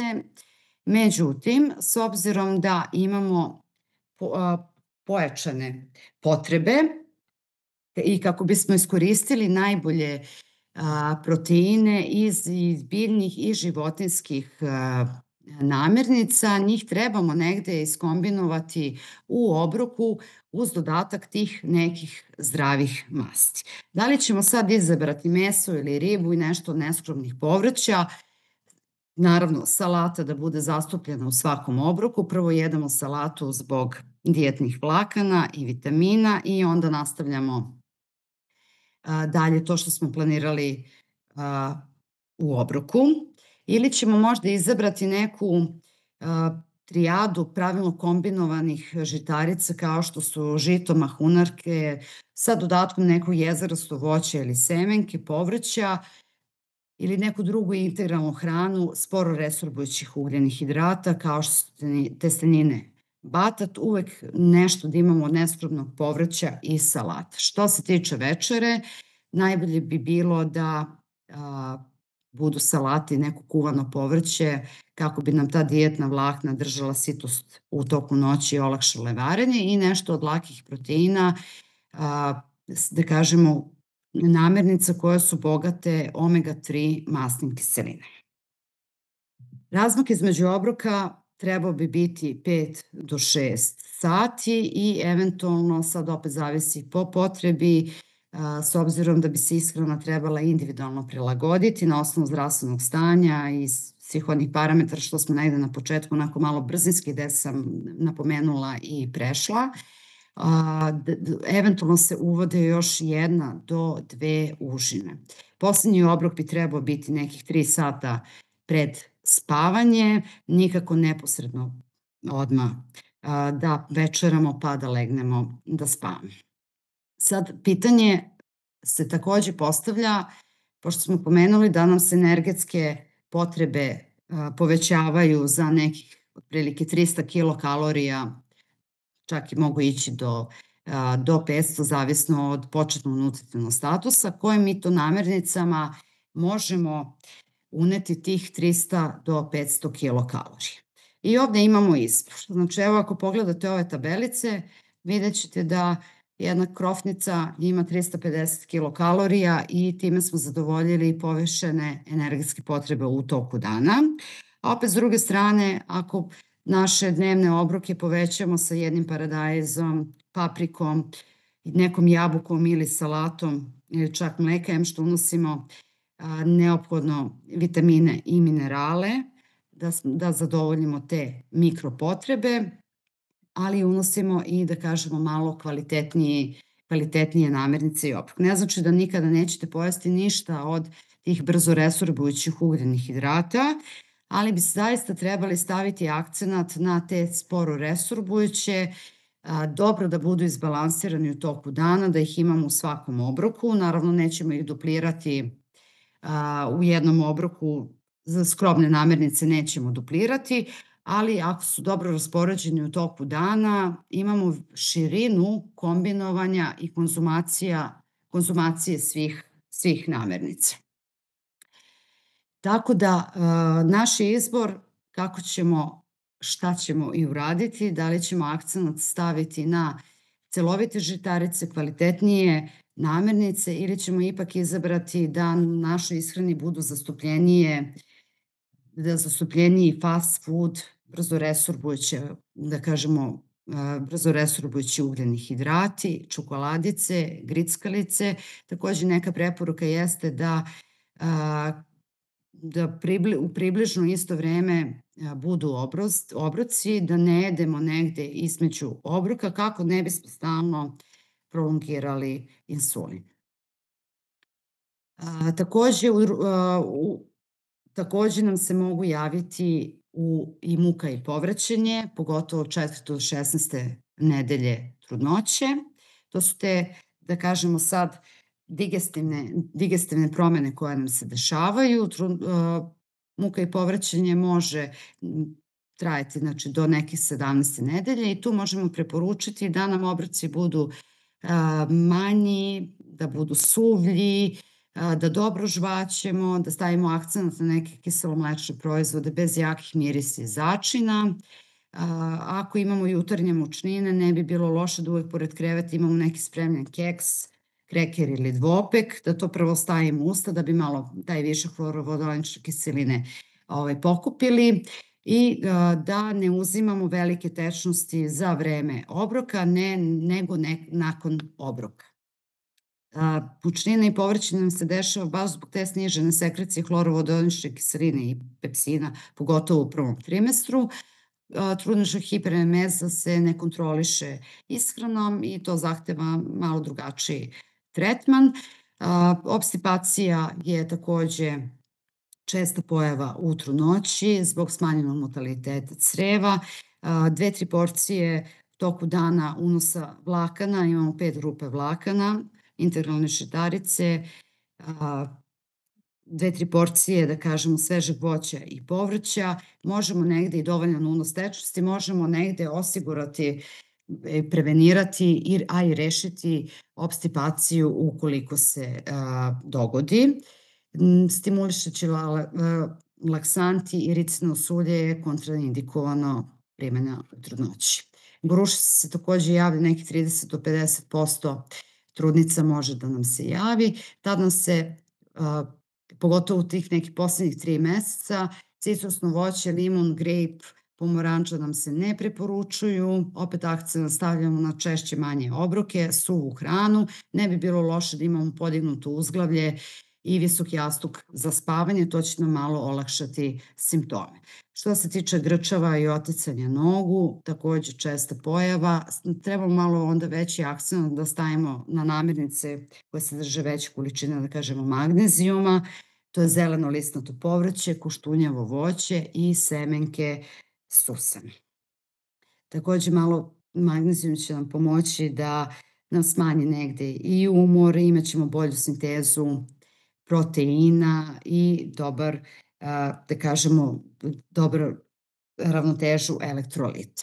Što se tiče namirnica koje bismo trebali negde da ograničimo, a izbacimo u trudnoći, jeste sveže termički neobrađena hrana, misli se na školjke, plodove mora, jaja, termički neobrađeno mleko i sireve. Trebamo izbegavati, znači, hranu sa visokim udelom žive, slatku i masnu hranu, sokove sa dodatkom šećera, kafu, crni i zeleni čaj, zato što nam negde smanjuju apsorpciju gvožđa za nekih 50%, energetske piće, Coca-Cola, veštačke zaslađivače, alkohol i duvan.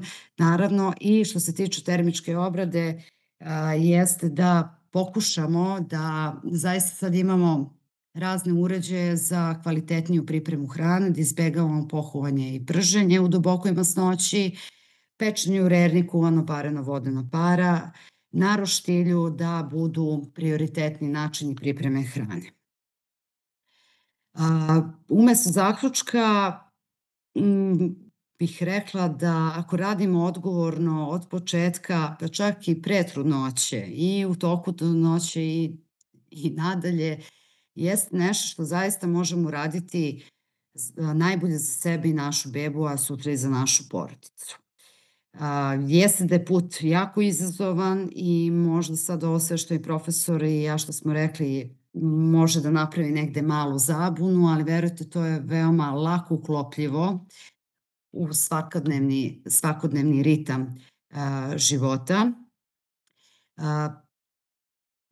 Da negde eliminišemo svu tu, da kažemo, fast food, prerađenu hranu, da stavimo akcenat na našu domaću, svežu hranu. Možda boks je najadekvatniji za eliminaciju svih tih čimbenika koje nam mogu ugroziti zdravlje, ali koja je adekvatna fizička aktivnost koju bismo mi trebali da sprovodimo u toku trudnoće.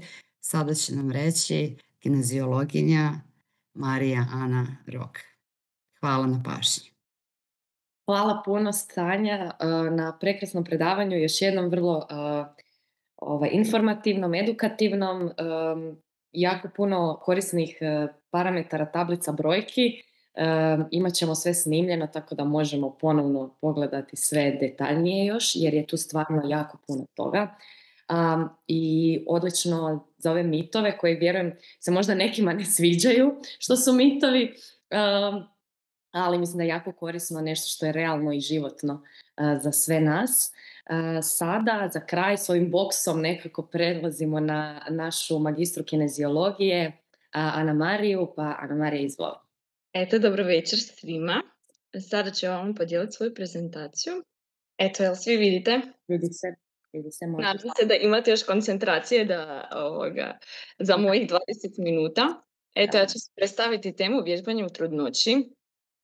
Ja sam kineziolog i kineziterapeut, no novopečena sam majka, 2 djevojčica.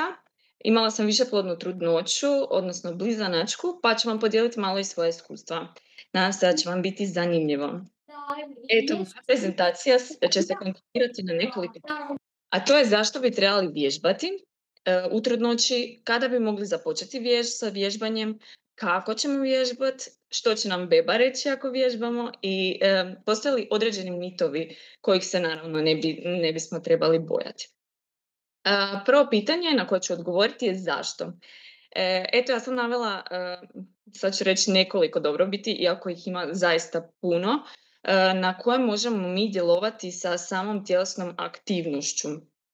Dakle, možemo nabrojati lakši porod, pa zatim brži oporavak. Naravno da tjelesna aktivnost poboljšava i funkciju posteljice zbog oksidativnog mehanizma. Zatim smanjuje se tjelesna težina, što svi znamo, ali se smanjuje i krvni tlak. Rastu od hormona i endorfini i serotonini. Poboljšana je osjetljivost na inzulin, o kojem smo malo prije dosta pričali. Ublažava se bol, možemo prevenirati i preklampsiju, također i postporođajnu inkontinenciju. Zatim smanjujemo rizike kao što su carski rez, prijevremeni porod, pa te i makrosomiju. I naravno možemo djelovati pozitivno na bebu. Iduće pitanje, kada? Zapravo svaka žena kada dobije dopuštenje, odnosno zeleno svjetlo od liječnika, mogla bi vježbati. Znači kada je sve u redu, kada nam doktor da vjetar u leđa, mi možemo krenuti sa vježbanjem.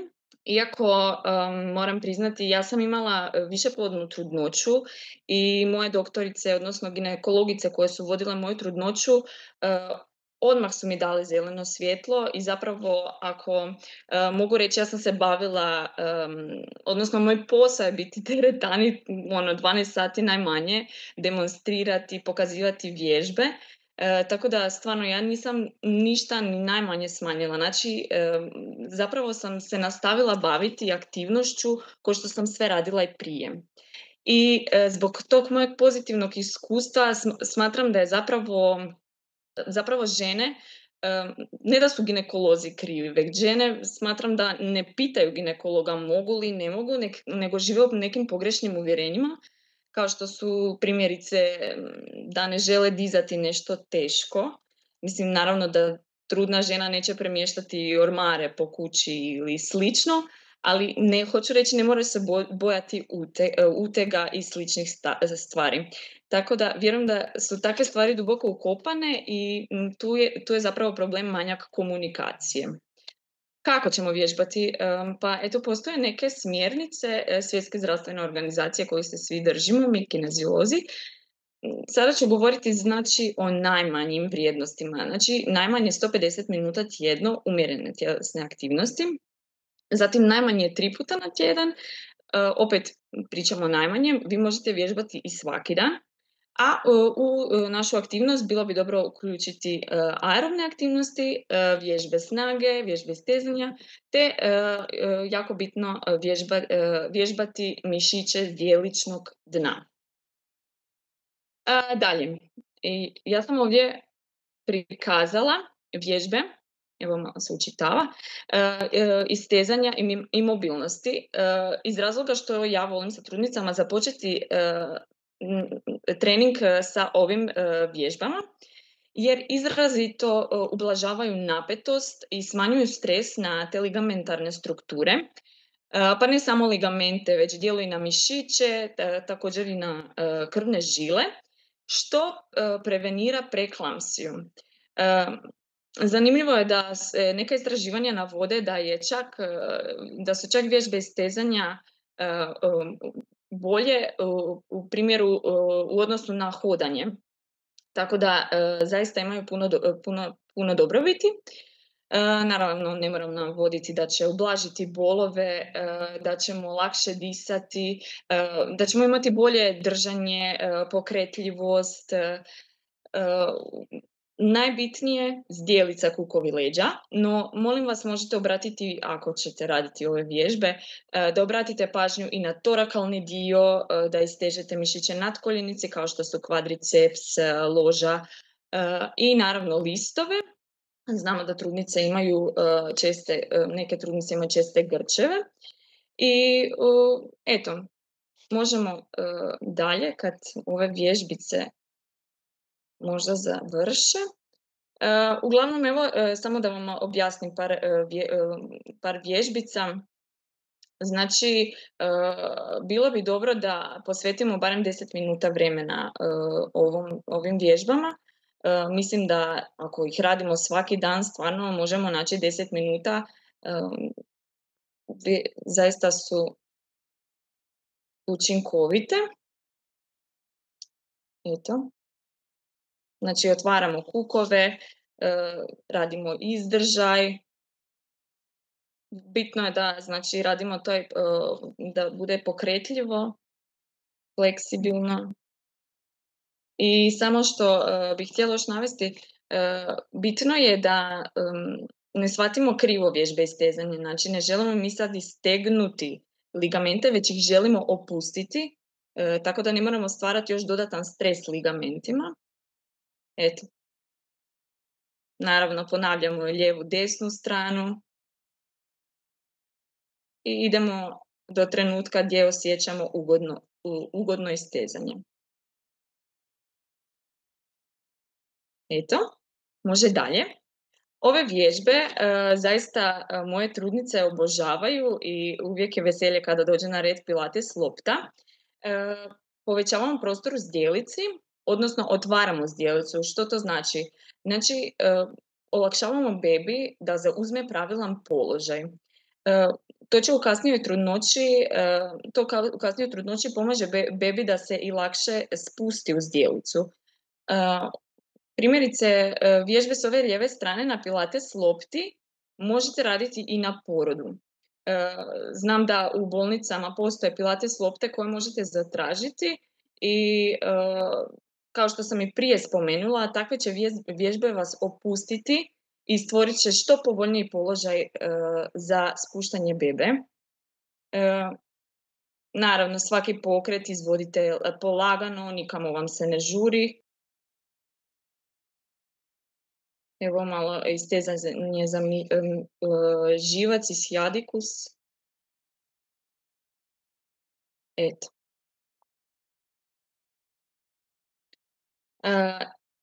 Dalje, izuzetno važno u treningu, trudničkom treningu je dijafragmalno disanje, odnosno vježbe disanja. Volim ih stavljati prije vježbi snage ili na kraju treninga iz razloga što odlično uključuju parasimpatikus, odnosno opuštaju.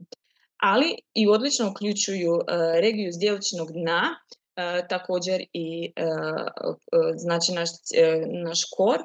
I što je još zanimljivo, baš sam ovdje navela, znam da se trudnice bore sa probavom, dokazano je da dijafragma djeluje na probavu, odnosno utječe na pokretljivost crijeva i također pozitivno utječe na zatvor.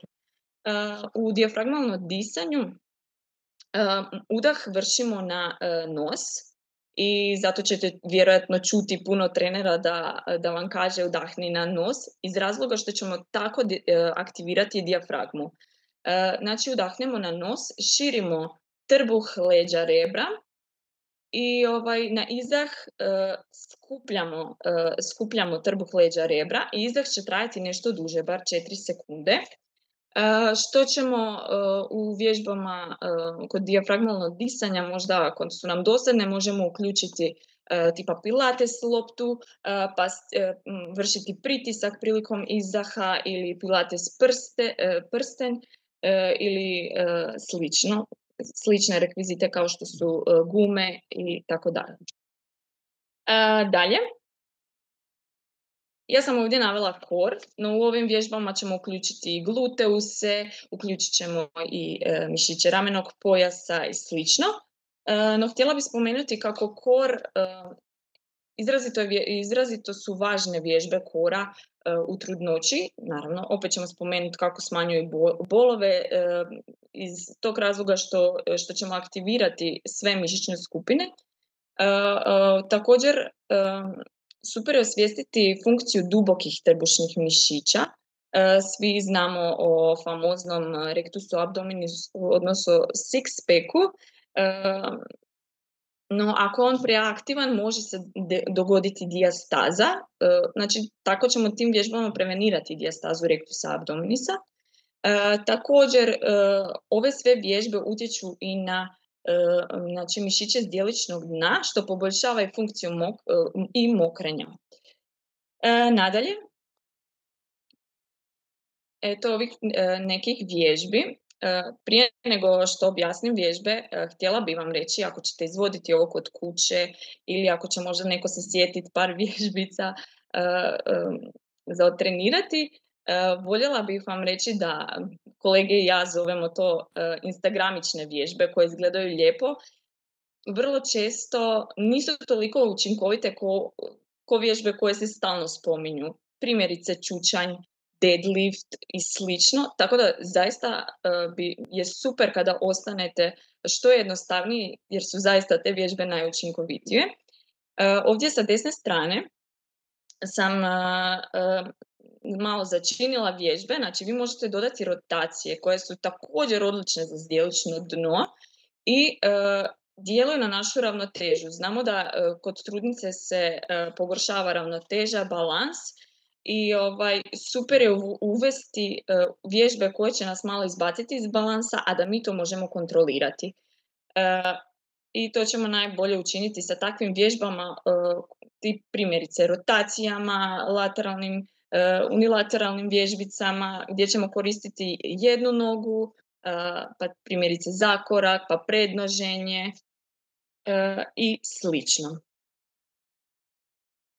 Eto meni omiljenog slajda i iskreno meni je tako super da se mi možemo baviti ovim stvarima i kad vam kažem da tjelesnom aktivnošću možemo djelovati na bebu, pa mislim da je to, ako zbog sebe ne kreneš vježbati u trudnoći, onda je ovo stvarno pravi razlog.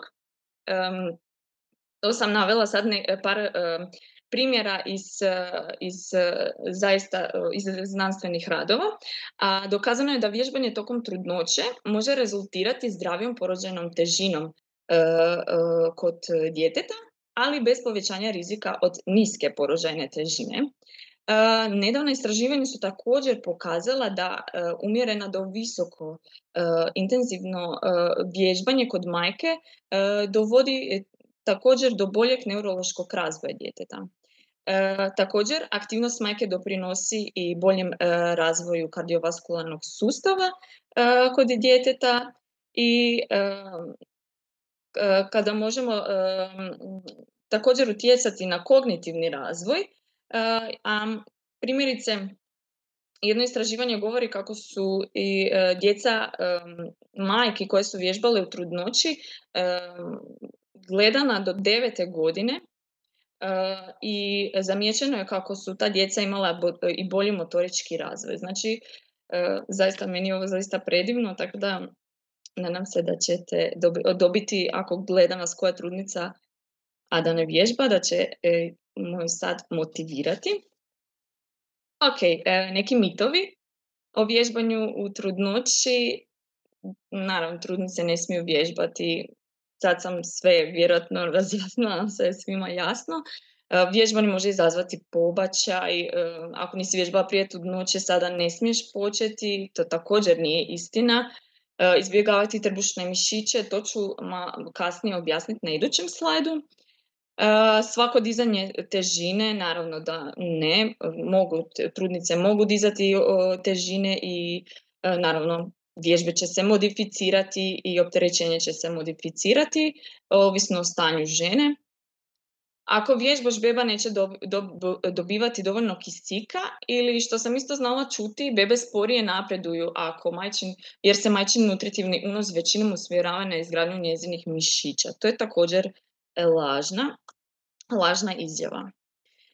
Sad, šta da, šta ne? Znači, da treningu, da opterećenju.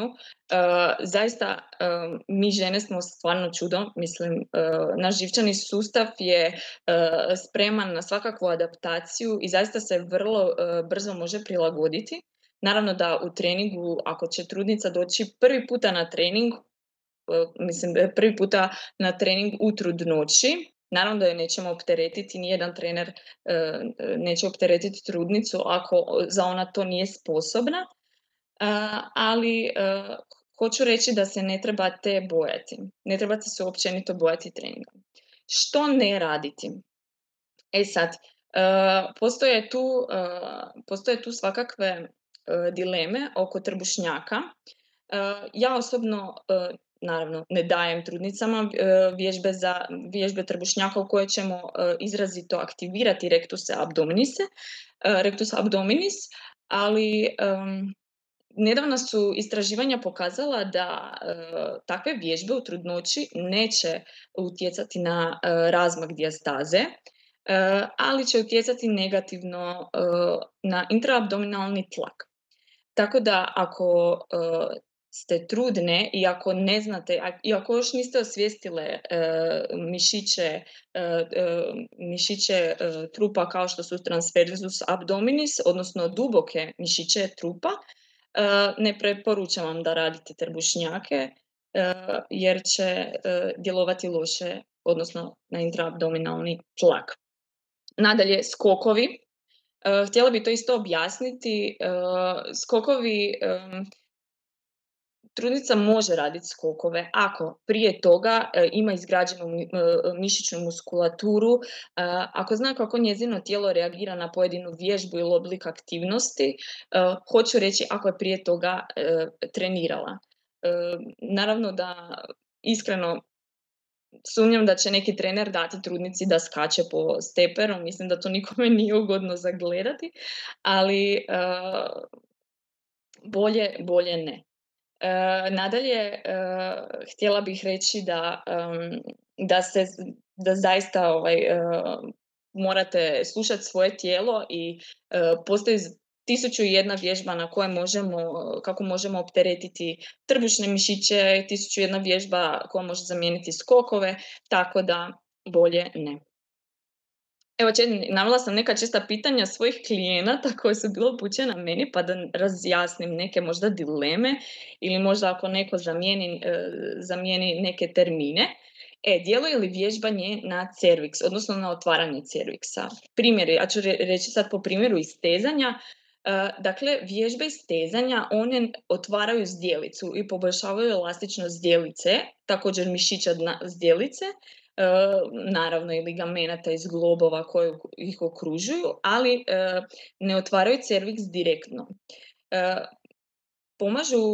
Takve vježbe pomažu bebi da zauzme bolji položaj za porod i također olakšavaju protok u zdjeličnom dnu jer se tada te strukture opuštaju.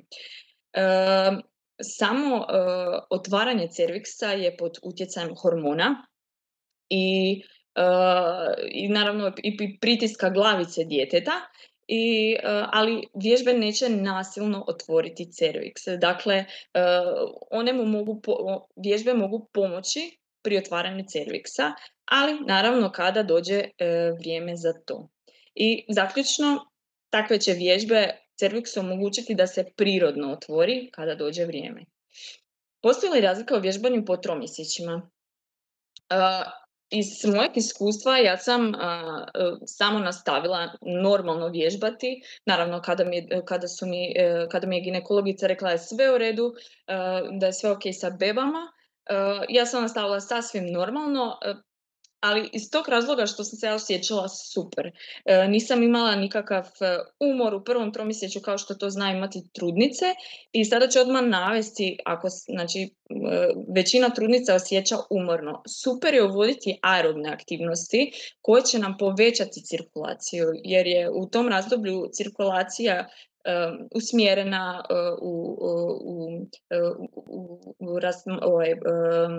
u posteljice, usmjerena fetusu, tako da je dobro koristiti takve vježbe. Nadalje, većina trudnica će doći na trening po prvi puta u trudnoći u drugom tromjesečju, jer kaže da je onda naleta energije i možda nisu svima obznanile u prvom tromjesečju, tako da sam najviše iskustva imala s trudnicama, odnosno s vježbanjem. 90% trudnica kreće u drugom tromjesečju. Također, možemo nastaviti sa vježbanjem i postepeno uvodimo vježbe istezanja, disanja i tako dalje. U trećem tromjesečju stavljam naglasak na vježbe istezanja, izrazito godi trudnicama, naravno kad trbuh tada i najviše raste, najviše se opterećuju ligamenti, slabija je pokretljivost i tako dalje, tako da opet nastavljamo sa opterećenjima i sve to ovisno koliko je naša klijentica, odnosno naša trudnica spremna i koliko njoj to odgovara. Dalje, postoji li rizik od prijevremenih kontrakcija ako vježbam intenzivnije? Dakle, intenzivnije vježbe nisu povezane s rizikom od prijevremenih poroda. Čak su neke studije pokazale da su često povezane čak s manjim rizikom. Postoje kontrakcije koje se zovu Braxton-Hicks kontrakcije koje se mogu desiti, no one ne moraju nužno značiti da se radi o prijevremenom porodu. Ako se to povezuje sa treningom, možemo reći da se izlučuje hormon oksitocin prilikom treninga, kao i adrenalin, koji prirodno daje kontrakcije maternici. I zadnje pitanje, je li sigurno raditi vježbe na leđima nakon prvog tromjesečja? Postoji vena koja dovodi krv, vraća krv, odnosno dovodi krv u srce i kisik bebi, te ležanjem na leđima možemo vršiti pritisak na tu venu i pritisak na tu venu, pošto je težina bebe i težina maternice na njoj, te se može kod žena javiti vrtoglavica i slično. Pa se preporučuju modificiranije vježbe, primjerice na boku, u stojećem stavu i slično.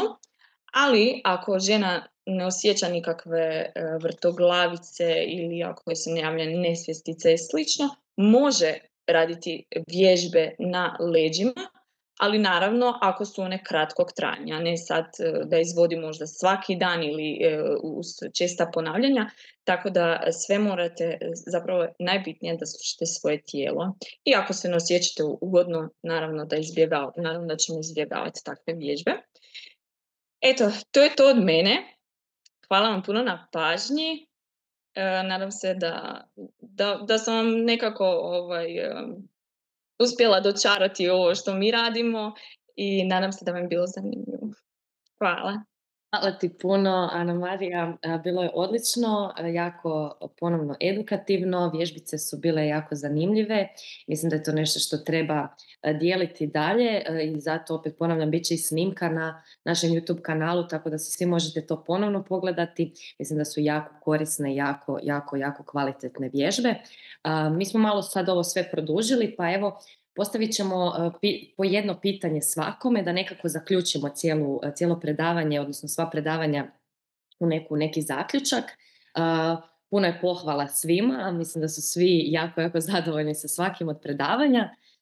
Evo za profesora pitanje kako bismo zapravo mogli potaknuti i motivirati i druge liječnike da se još bolje educiraju o važnosti prehrane i tjelesne aktivnosti za vrijeme trudnoće, dakle kod trudnica za vrijeme trudnoće.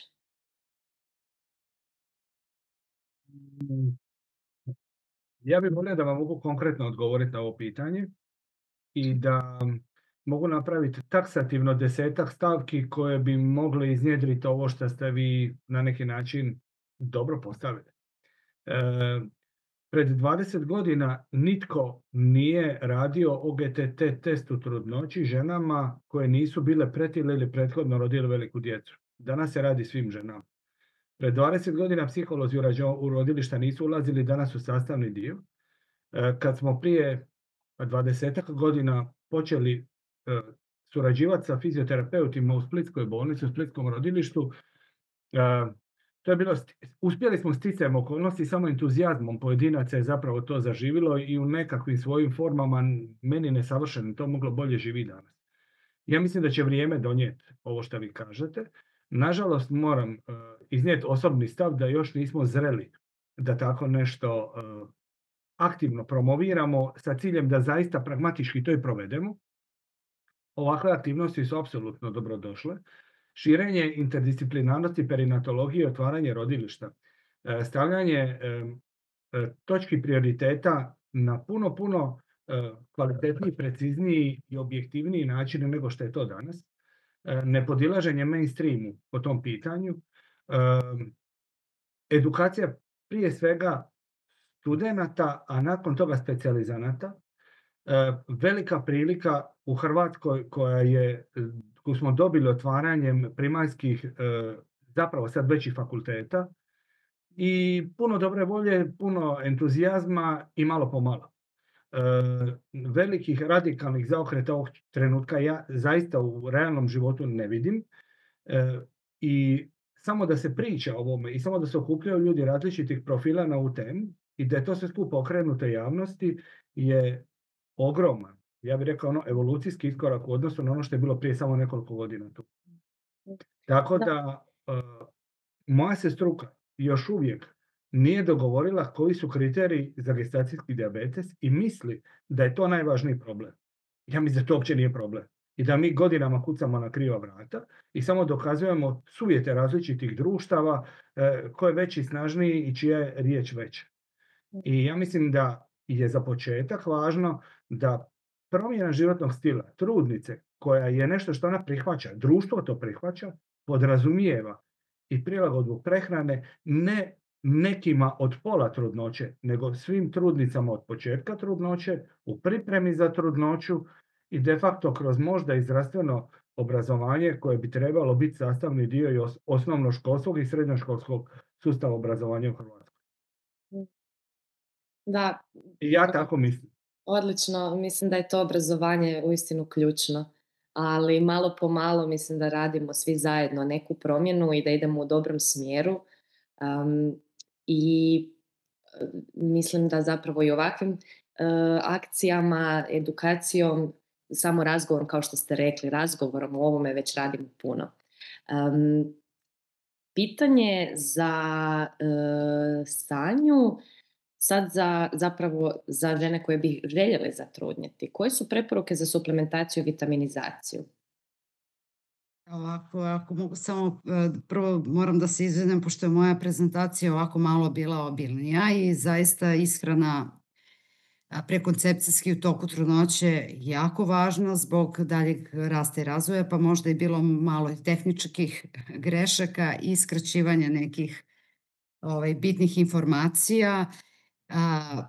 Tako da evo, malo se izvinjavam ako sam možda neke stvari propustila, inače ne bi mogla sve u ovom kratkom vremenu da kažem. Samo bi se pre odgovora nadovezala na profesora. To zdravstveno prosvećivanje bi zaista, znači kroz multidisciplinarni tip na svim nivoima zdravstvene zaštite, primarno i sekundarno i tercijarno trebali sprovoditi u osnovnim školama i tako dalje, da zaista dopremo i kroz ovake radionice što većem broju ljudi da širimo svest o ishrani, pravilnoj ishrani i one ključe. Ja sam kliničar inače i znači prevencija nam je apsolutno ključna u svim segmentima, da kažemo, zdravstva i zaista možda možemo, mi ovde na kliničkom centru zaista primenjujemo taj multidisciplinarni pristup. Negde te neke preporuke usklađujemo po individualnosti, da kažemo, svake trudnice i svake porodilje, tako da negde smo mi tu malo probali da nađemo balans i uvođenjem tih pravilnih principa ishrane i samog životnog stila, kako preventivno, a i u toku lečenja, eto to. Što se tiče suplementacije, neću mnogo, znači prekoncepcijski bi trebali obratiti pažnju, znači, na folnu kiselinu, magnezijum, gvožđe, otprilike neka folna kiselina, neke preporuke na dnevnom nivou, otprilike su oko 300 do 400 nanograma. U toku trudnoće ona su nekih 100 puta nam se, da kažemo, povećavaju i idu negde od 400 do 500 miligrama, ali to doziranje opet zavisno od ishrane kakve, da kažemo, i trudnici, a i kad se planira trudnoća, najbolje bi bilo da se uradi, da kažemo, ta analiza ishrane, da se uradi procena koliko se već unosi određenih i mikro i makroelementa na dnevnom nivou i na osnovu toga, a i u prvom i drugom i trećem trimestru, da se dozira suplementacija kako ne bismo imali hipervitaminoze. To je bitno, ali da kažemo neke opšte preporuke jesu od pretrudnoće 300 do 400 nanograma, u trudnoći otprilike 400 do 500. Što se tiče gvožđa, mi iz hrane možemo da ishranom unesemo, to jest apsorbujemo nekih 12 do 14 miligrama hranom, ostalo mora da bude suplementacija do nekih 15 miligrama pre trudnoće, a 30 miligrama u toku trudnoće. Posle porođaja su opet malo povećane vrednosti svih tih suplemenata. Što se tiče, na primjer, kalcijuma, neka preporuka pre trudnoće je 1000 miligrama, u toku trudnoće oko 1200. Otprilike, folna kiselina nam je najznačajnija, znači prekoncepcijski i u toku trudnoće, kao i ostali mikroelementi. Oni su zaista, svi su povezani, ne možemo odvojiti ni jedan zasebno, svi učestvuju zajedno u metabolizmu, kao i vitamini i B1, B2, B6, tako da. Hvala. Odlično, nadam se da je ovo odgovorilo na pitanje. Mislim da je, jer je bilo detaljno, hvala. Evo zadnje pitanje za Anamariju. Što ako je trudnici ginekolog preporučio mirovanje u trudnoći? Može li dalje raditi, na primjer, vježbe istezanja? Jesi li imala takva iskustva možda? Ja vam mogu reći da iz perspektive nas kineziologa sve bolje od mirovanja. I ako pregledavam znanstvenu literaturu i ako su rađena takva istraživanja, puno je bolje raditi nešto nego samo mirovati. Dakle, puno ćemo imati veće benefite od vježbi istezanja, ako će one naravno biti sigurne i ako će klijentica raditi ono što joj odgovara, puno će biti bolje nego da samo miruje. Da. Moram se nadovezati na to jer sam evo i sama radila sa nekim trudnicama, sam imala različite slučajeve gdje makar razgibavanje u sjedu kada je imala neku u jednom periodu zabranu mirovanja je već to, pa ako ništa drugo i psihički dalo. Da. Jedan element i sve je u redu bilo. Mislim da je tu ono što sada smo i rekli više puta, treba razgovarati, treba, i ti si to puno puta navela danas, što znanstvena literatura prikazuje i toga se isto držati, ali na kraju dana govorimo o ljudskom tijelu, žena treba slušati svoje tijelo također, kao i sav stručni tim oko sebe koji ima, počevši od liječnika, ali slušati svoje tijelo, educirati se na pravim mjestima, tražiti informacije na pravim kvalitetnim mjestima kako bi dobila sve što je potrebno. Zahvaljujem se još jednom svima, posebno našim predavačima koji su, ja mislim, dali uistinu veliko znanje, neku dodatnu vrijednost svima nama. Snimka će biti na našem YouTube kanalu. Ja vas sve pozivam da nastavite pratiti naše webinare i sljedeći petak još njih kroz sljedećih 3 tjedna. Pratite nas naravno na našim društvenim mrežama, a mi se uskoro evo vidimo na sljedećem webinaru. Hvala vam još jednom i vidimo se. Pozdrav! Pozdrav svima!